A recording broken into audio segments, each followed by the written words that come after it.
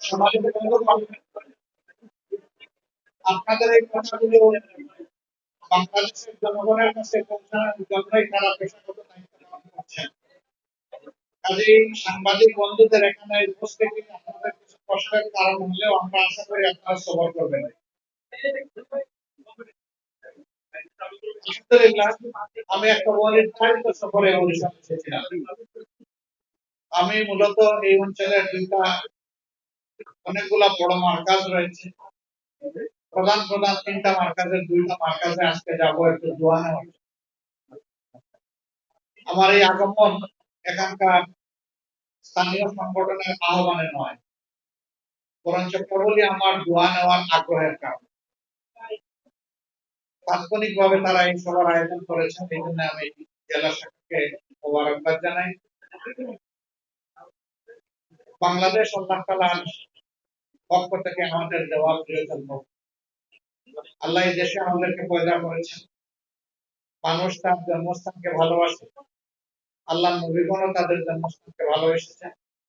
নবী করিম সাল্লাল্লাহু আলাইহি ওয়াসাল্লাম যখন মক্কার লোকদের যন্ত্রণা, উৎপীড়ন, জুলুম এক পর্যায়ে তাকে খুন করার তারা সিদ্ধান্ত নিল, আল্লাহ তাআলার ইচ্ছায় তখন মক্কা থেকে মদিনায় হিজরত করেছিলেন।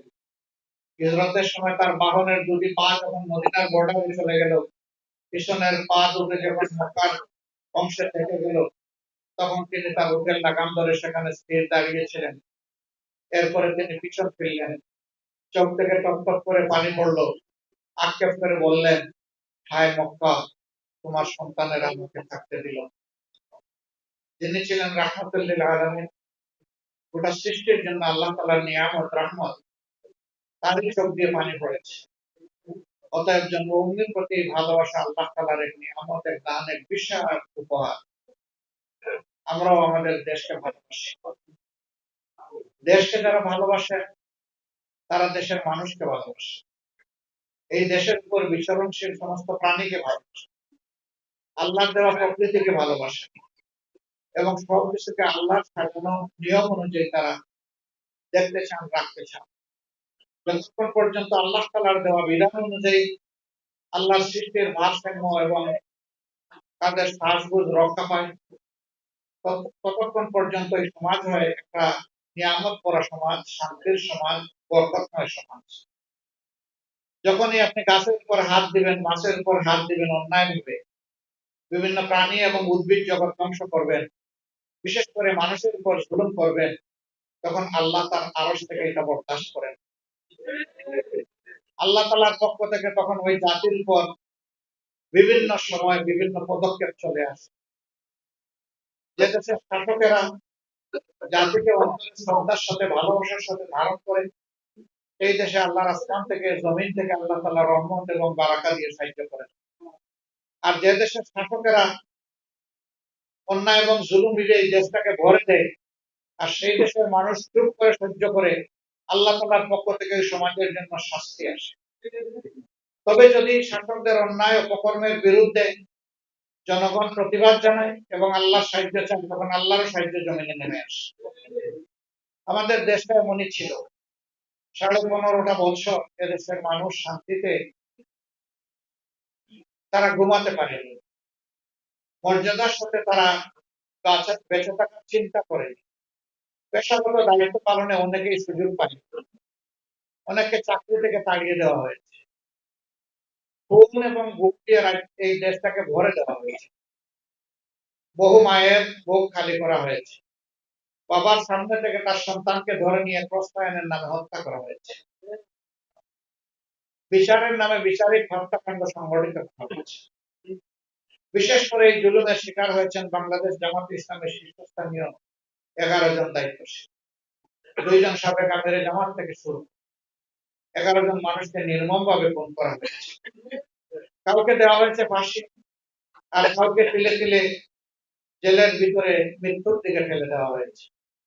আপনাদের এই অঞ্চলের গর্ব, সারা বাংলাদেশের গর্ব, মুসলিম উম্মার গর্ব, কোরআনের ভাষ্যকার, যাকে কোরআনের পাখি বলা হয়, যিনি শুধু বাংলাদেশের আনাচে কানাচে এক জায়গা থেকে আরেক জায়গায় নয়, গোটা বিশ্বে তিনি দিনের দাওয়াত নিয়ে, কল্যাণের দাওয়াত নিয়ে চষে বেরিয়েছে। তাকেও নির্মম ভাবে জেলের মধ্যে খুন করা হয়েছে, মৃত্যুর দিকে চলে যাওয়া হয়েছে। আমরা আল্লাহ তাআলার দরবারে দোয়া করি 2006 সালের 28 অক্টোবর থেকে শুরু করে 2024 সালের 5 আগস্ট পর্যন্ত জুলুমের মাধ্যমে যাদেরকে খুন করা হয়েছে, আল্লাহ তাদের সকলকে শহীদ হিসেবে কবুল করুন। তাদের পরিবারগুলোকে সবে জামেলা, তাদের ত্যাগের কারণে আজ বাংলাদেশ এই পর্যায়ে এসেছে। আমি এই জেলায় আরো দুবার এসেছি, কিন্তু মন খুলে এইভাবে আপনাদের সামনে একটা ঘরের ভিতরে একটা কমিউনিটি সেন্টারে কিংবা রাস্তার উপরে দাঁড়ানোর সুযোগ আমার হয়নি। কেন হয়নি তা আপনারা সবাই ভালো জানেন। আমি ওদিকে যাচ্ছি না। আমরা আমাদের অনেক শত শত সহকর্মীকে হারিয়েছি, হাজার হাজার সহকর্মী আমাদের ধ্বংস হয়েছে। কেউ দুনয়ন হারিয়ে, কেউ দুপা হারিয়ে, কেউ এক পা কিংবা এক হাত হারিয়ে, কেউ আবার জীবনের পথে তাদের মেরুদণ্ডে বুলেটবিদ্ধ হয়ে যাওয়ার কারণে তারা অবশ হয়ে বিছানায় পড়ে আছে। আর বিশেষ করে 2024 সালে 1 জুলাই থেকে 5 আগস্ট পর্যন্ত এই জাতিকে মুক্তির স্বাদ এনে দেওয়ার জন্য বুক চিতিয়ে যারা লড়াই করেছিলেন, এদেশের ছাত্র জনতা এবং আপামর জনগণ, তাদের মধ্য থেকে অনেকেই বুলেটবিদ্ধ হয়ে এখন হাসপাতালের বেডে কাতরাচ্ছে। এই সুখ এই জাতীয় অন্তরে ধারণ করে সামনের দিকে এগিয়ে যাওয়ার চেষ্টা করছে। আল্লাহ তাআলার দরবারে দোয়া করি আল্লাহ তাআলা এই সমস্ত ক্ষতিগ্রস্ত বান্দাদের ক্ষতি পুষিয়ে দেন এবং তাদেরকে সুস্থতার নিয়ামত আল্লাহ দান করুন। আমি হাসপাতালে দেখতে গিয়েছিলাম 3য় দিনে এই ঘটনা, অর্থাৎ 7 তারিখ ঢাকা মেডিকেল কলেজ হাসপাতালে গিয়ে দেখলাম কারো চোখ নাই, কারো হাত নাই, কারো পা নাই। বেডের পাশে বসলাম, একটু তাদের গায়ে ছোঁয়া লাগালাম, কপালে চুমু দিলাম,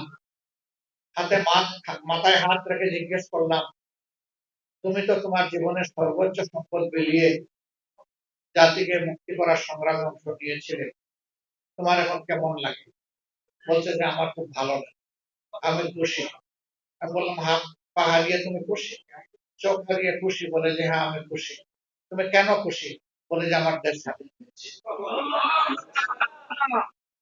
জিজ্ঞেস করেছিলাম ভাই তোমার তো এক পা নাই, এখন তার স্বাভাবিকভাবে চলতে পারবা না, জাতির জন্য যদি আগামীতে ডাক আসে তুমি তো শুধু দোয়া করা ছাড়া তোমার কোনো উপায় থাকবে না।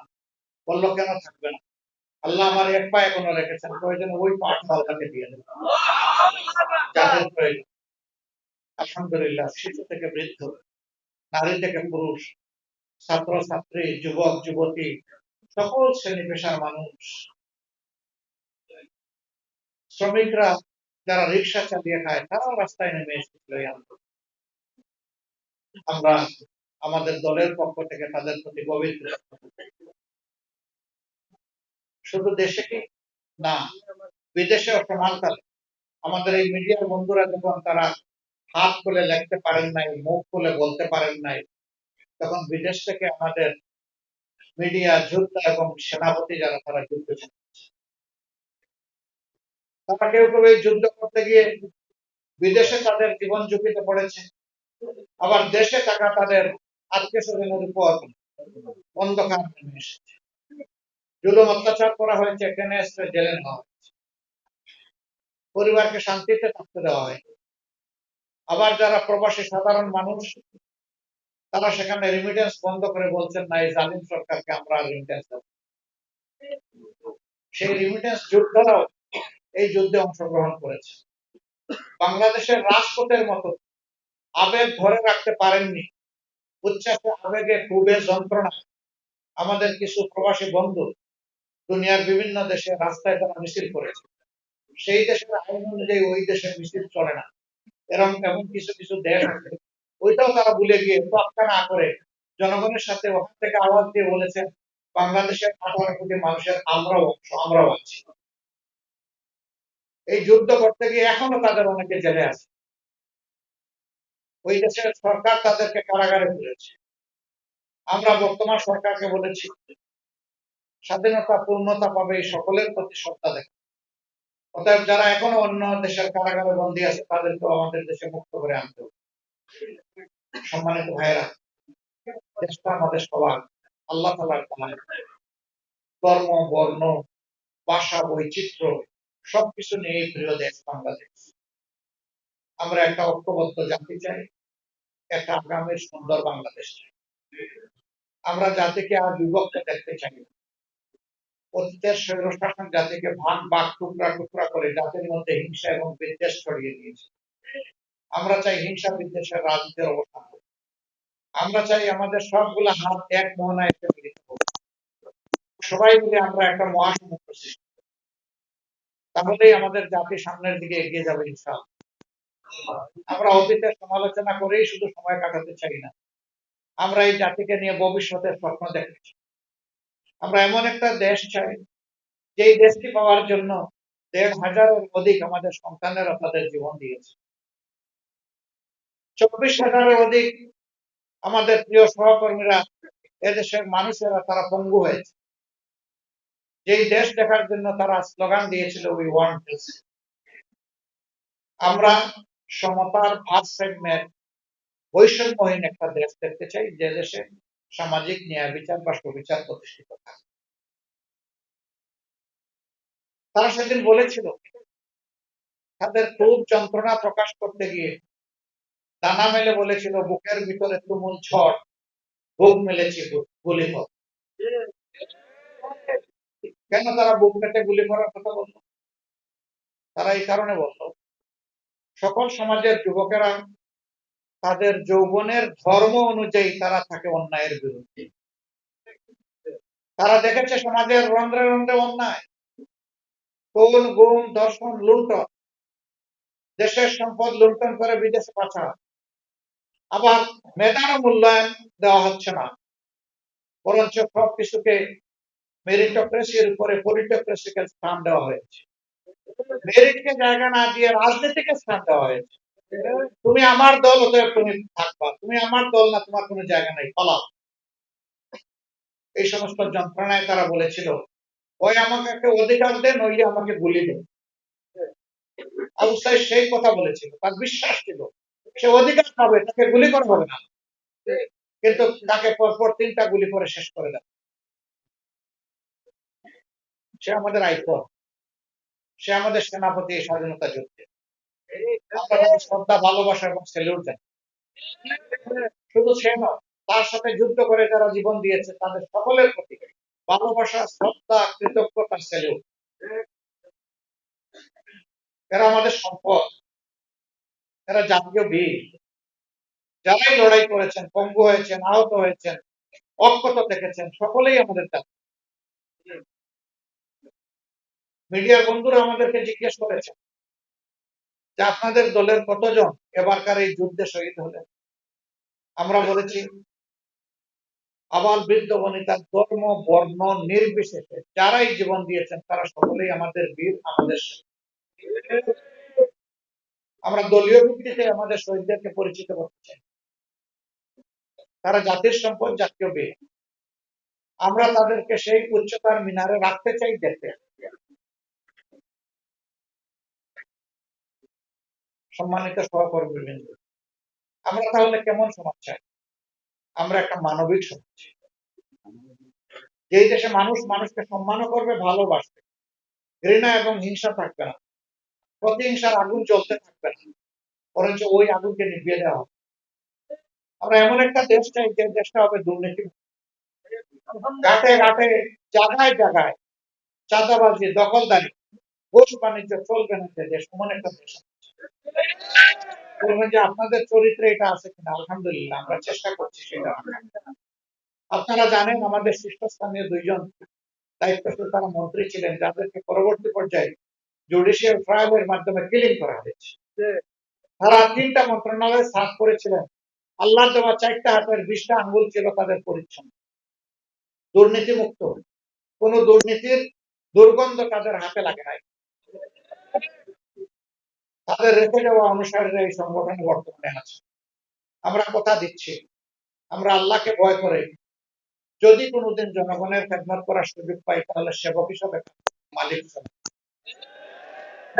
অতীতে যারা ক্ষমতায় গিয়েছেন বলেছেন জনসভা পরম ধর্ম, এরকম স্লোগান আপনারা দেখেন নাই, শুনেন নাই, কিন্তু সেই ধর্মকে ক্ষমতায় যাওয়ার পরে ভুলে গেছেন। ১৮০ ডিগ্রি অ্যাঙ্গেলে তারা ঘুরে গেছে। তারা জনগণের সেবক হওয়ার কথা ছিল, তারা মালিক জমিদার হয়ে বসেছে, আর জনগণকে তারা তাদের ভাড়াটিয়া মনে করছে। আমরা জনগণকে ভাড়াটিয়া দেখতে চাই। আমরা বাংলাদেশের মানুষকে মর্যাদাবান নাগরিক হিসেবে দেখতে চাই। আমরা কেমন বাংলাদেশ চাই? আমরা এমন একটি বাংলাদেশ চাই যেই দেশে লেখাপড়া করে যুবকেরা তারা বেকারত্বের অভিশাপে আত্মহত্যা করবে না, এমন একটা বাংলাদেশ। তাদের হাতে নিষ্কর্মা নিষ্ফল কয়েকটা কাগজের টুকরা সার্টিফিকেট হিসেবে তুলে দেওয়া হবে না, বরঞ্চ তার শিক্ষা পাঠ চুকানোর সাথে সাথে তার হাতে কাজ তুলে দেওয়া হবে। শিক্ষাকে নৈতিকতা এবং বাস্তবতার ভিত্তিতে আমরা ঢেলে শেখাবো। এমন একটা বাংলাদেশ আমাদের প্রয়োজন। এমন বাংলাদেশ প্রয়োজন যেখানে মসজিদ, মন্দির, মঠ, প্যাগোডা কিংবা চার্চ পুরোটাই পাহারা দেওয়ার দরকার পড়ে। মিলেমিশে আমাদের সুন্দর বাগানে আমরা থাকবো। যার যার কাজ, যার যার ধর্ম, সে তার রুচি এবং তার চিন্তা অনুযায়ী সে আদায় করবে, সেখানে কেউ হস্তক্ষেপ করার দুঃসাহস থাকে। সেই বাংলাদেশকে আমরা চাই। তার কোনো প্রমাণ আছে কিনা? অবশ্যই আছে, অবশ্যই আছে এই দেশে। এই যে সম্প্রতি চট্টগ্রাম আদালত একজন আইনজীবীকে কিছু উগ্র গোষ্ঠী হত্যা করবে, তারা চেয়েছিল এর মাধ্যমে বাংলাদেশকে তত্ত্ব একটা সোসারে পরিণত করবে।